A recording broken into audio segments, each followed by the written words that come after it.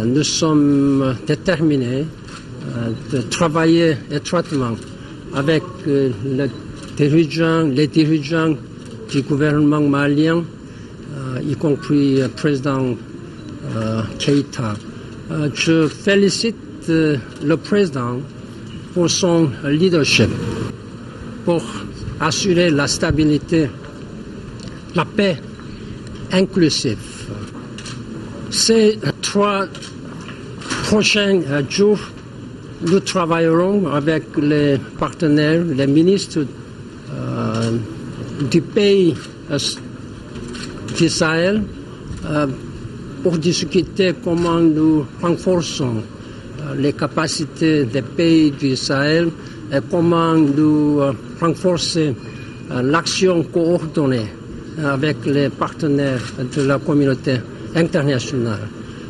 Notre action est urgente.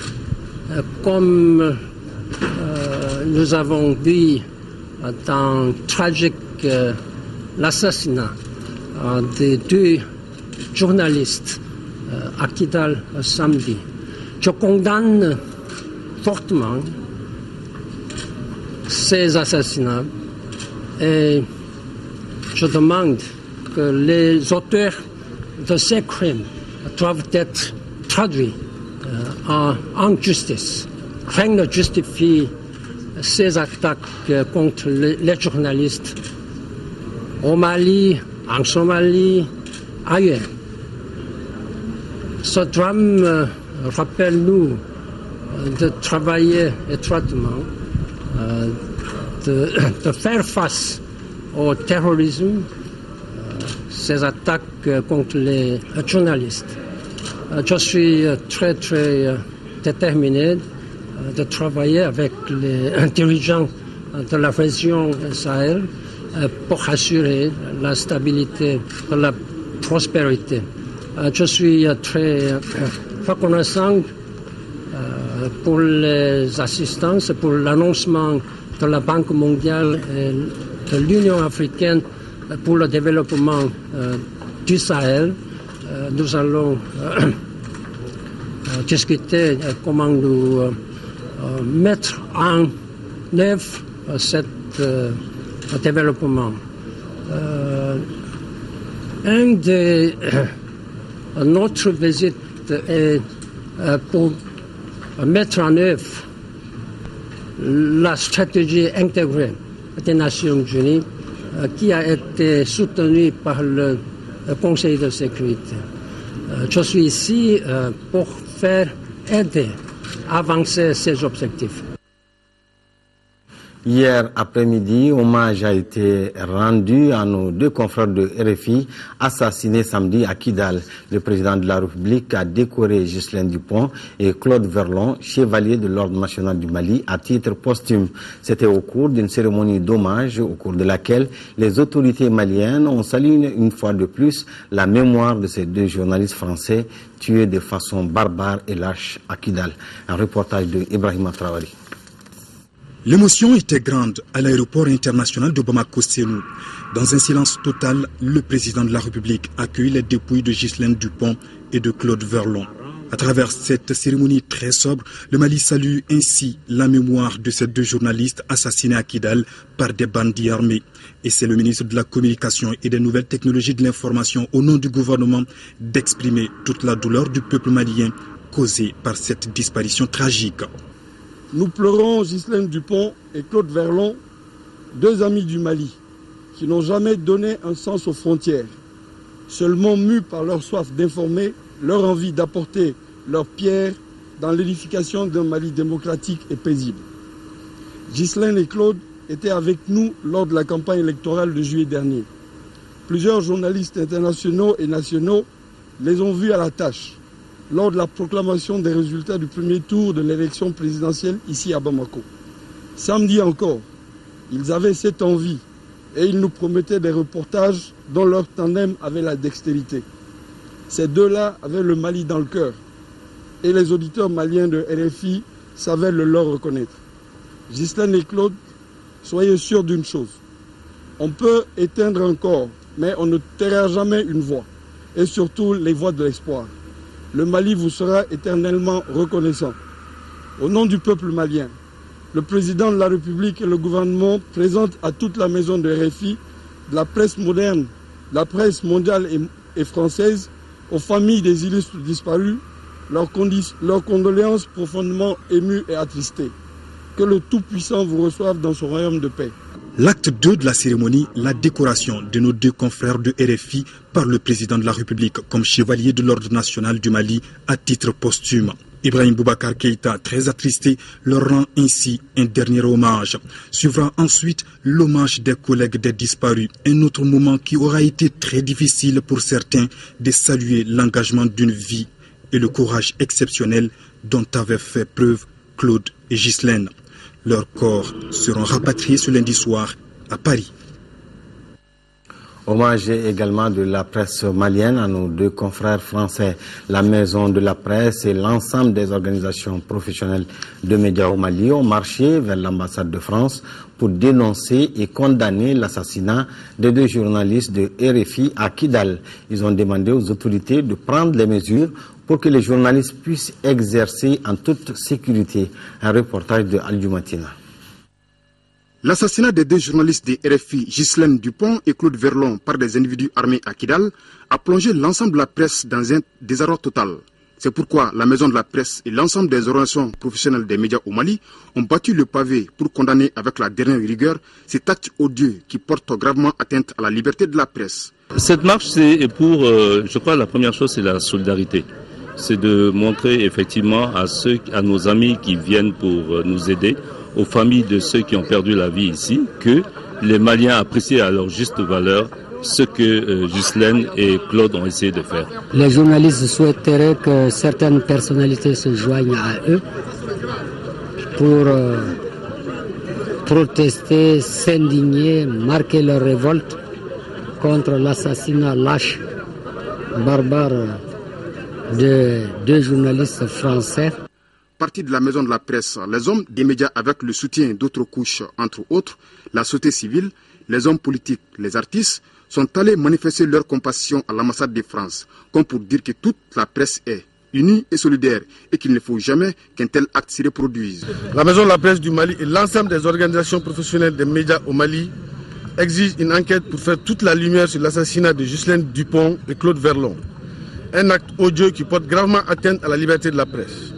La Maison de la Presse et l'ensemble des organisations professionnelles des médias au Mali demandent au gouvernement malien de jouer pleinement son rôle de défense des libertés de presse et d'expression des professionnels des médias et surtout des confrères étrangers.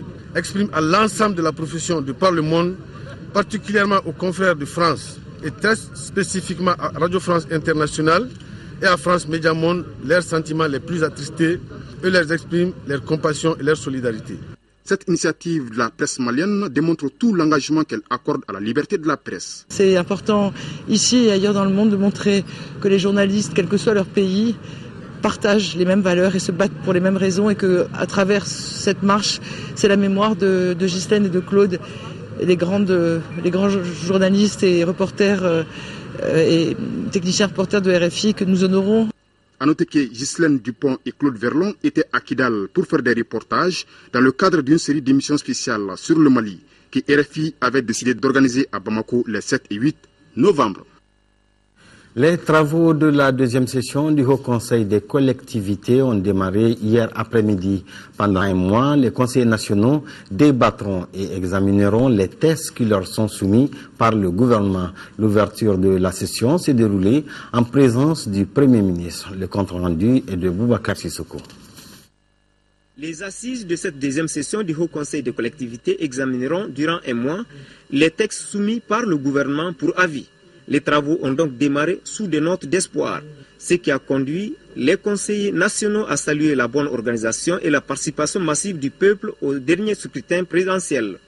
Une élection qui a vu le plébiscite du président Ibrahim Boubacar Keïta au second tour. L'organisation à bonne date de l'élection présidentielle, un pari téméraire combien difficile dans le contexte de l'époque, où les plus optimistes ne présageait pas une telle réussite. Cependant, dans un élan patriotique, les Maliens ont relevé les défis de cette élection dont la qualité de l'organisation a été appréciée et saluée par l'ensemble des observateurs nationaux et internationaux. Je présume déjà que les prochaines législatives connaîtront le même engouement, suscitant l'espoir qui apparaît comme le temps qui arrive à son heure. D'autres sujets comme le forum sur la décentralisation et les assises nationales sur le Nord ont été évoqués par le président de l'institution. À cet effet, les conseillers nationaux trouvent que la décentralisation s'impose comme la réponse appropriée aux attentes des populations. C'est pourquoi ils entendent s'approprier les recommandations et conclusions issues de ces assises sur le Nord. Le Haut Conseil de collectivité adhère entièrement aux décisions des différentes rencontres programmées par les autorités dans le cadre de l'étau définitif de la paix. Et dans cette perspective, il s'efforcera de poser les jalons de la réconciliation entre des communautés condamnées à vivre ensemble pour envisager l'avenir à travers un prisme unique. C'est pourquoi, saisissant l'opportunité que m'offre cette tribune, j'invite incessamment les collectivités territoriales, en synergie avec les autres acteurs impliqués dans le processus, à s'inscrire résolument dans cette dynamique participative afin de donner les meilleures chances à la réconciliation nationale. Plusieurs autres sujets se sont invités dans cette rencontre. On peut retenir l'école malienne, les inondations et cette récente tragédie, l'assassinat crapuleux à Kidal des deux journalistes de RFI, Ghislaine Dupont et Claude Verlon. Sécurité routière, en 5e région, la gare routière de Sévaré a servi de cadre au lancement des activités de la Semaine nationale de la sécurité routière. L'événement, qui est à sa 11e édition, a été marqué par la sensibilisation des usagers de la route à travers une caravane de l'Agence nationale de la sécurité routière sur le code de la route et la formation d'une 50aine de chauffeurs et de conducteurs routiers. Un reportage de Yacouba Mega. À Mopti, le problème d'insécurité routière se pose avec acuité, eu égard aux accidents de la circulation devenus monnaie courante. Rien qu'en 2012, les statistiques font état de 9 tués sur 100 accidents produits dans notre pays. Ici, à Mopti, on a enregistré dans la même année 155 accidents, 29 tués et 191 blessés. Les 14% d'accidents qui se passent en race campagne, en 2012, ont fait 258 tués. Et 86% d'accidents se passent en agglomération. Et ces 86% des accidents qui se passent en agglomération ont fait 278 tués. Donc, c'est pour dire encore une fois, un seul accident qui se passe en race campagne peut donner des effets très graves, peut donner des conséquences dramatiques. C'est pour cela que l'effort a été consenti un peu sur les interurbains. Face à cette situation inquiétante, tous s'accordent que la méconnaissance du code de la route ou l'incivisme de certains usagers sont à l'origine des accidents de la circulation, d'où une prise de conscience collective, singulièrement chez les chauffeurs et les conducteurs. Toutes les sensibilités doivent être mobilisées pour cette cause. La vie humaine étant sacrée, et rien ne sera de trop pour la sauvegarder. Quant au gouverneur de la région de Mopti, il restera toujours disponible à toutes vos sollicitations.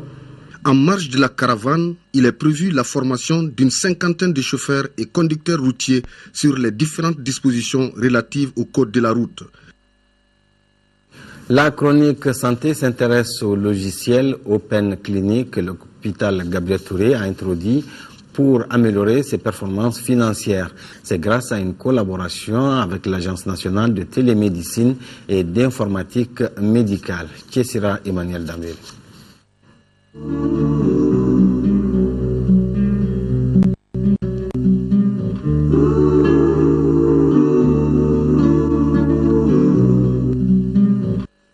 Le mois de janvier 2013 aura été marqué à l'hôpital Gabriel Touré par de très longues files d'attente au guichet, souvent au-delà de midi.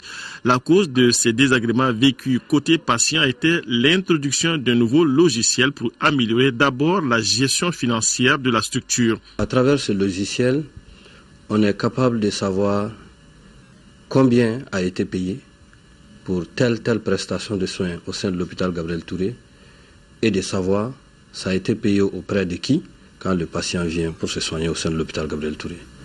Donc en somme, c'est nous permettre, dans le cadre de la moralisation des finances publiques, de voir effectivement que ce qui est payé est perçu, retourne dans la caisse de l'hôpital et que c'est perçu de la bonne manière. La trouvaille s'appelle Open Clinic, fruit de la collaboration entre l'hôpital et l'Antime, l'Agence nationale de télésanté et d'informatique médicale.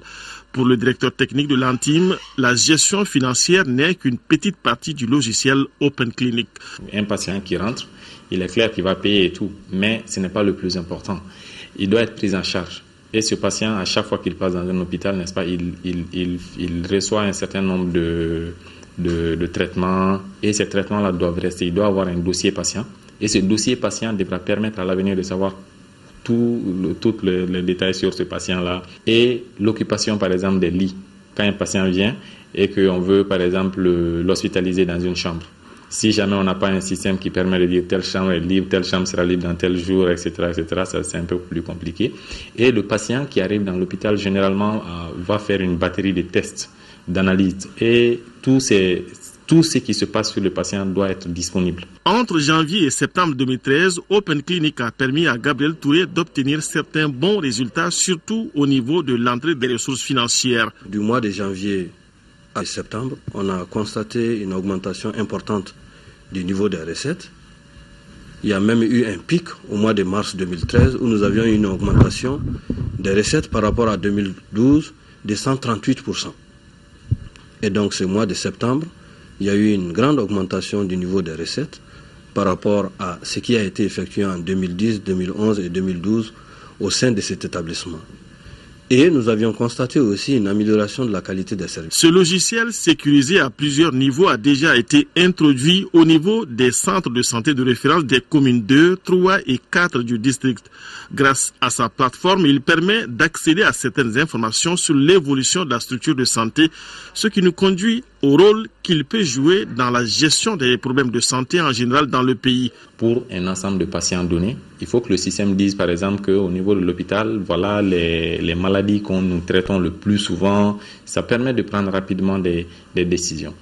Et vraiment le système d'information, c'est tout ce qui se passe au niveau de l'hôpital. Et c'est en ça que Open Clinic est vraiment intéressant. Maintenant, l'autre élément que je voudrais quand même ajouter, c'est le fait que la plateforme là, elle est interopérable avec toutes les normes internationales aujourd'hui. Aujourd'hui, aucune des structures de santé n'exploite Open Clinic à 100% de ses capacités. Cela nécessite d'ailleurs une informatisation avancée avec la formation et l'équipement nécessaires à tous les niveaux.